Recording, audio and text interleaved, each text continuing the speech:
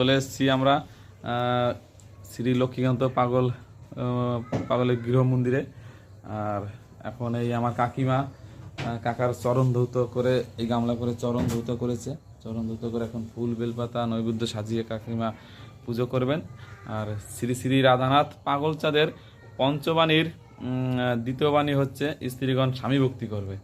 তাই এই আমার কাকিমা এখন সেই বাণী বা পাগলচাঁদের মত অনুসারে প্রতিদিনই এই আমার কাকাকে এইভাবে এই চেয়ারে আসনে বসিয়ে ধূপ ধুনো দিয়ে পুজো করে থাকেন। আর এখানে এই বাড়িতে এসে দেখো ছোট ছোট বাচ্চা কাছে সব চলে এসেছে নমস্কার করতে দাদুকে। এখন সন্ধ্যা দেবে, তাই এই দেখো সবাই মিলে এখন নমস্কার করার জন্য ছুটে চলে এসেছে দাদুকে নমস্কার করবে বলে।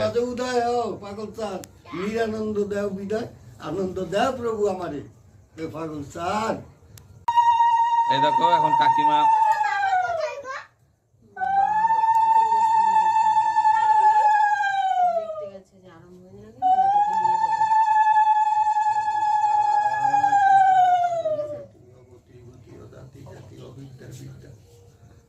নির্ধন বাবা পাগলচাঁদ বাবা, তুমি জীবনে আসিয়া অন্তরে তোমার ভক্তি তোমার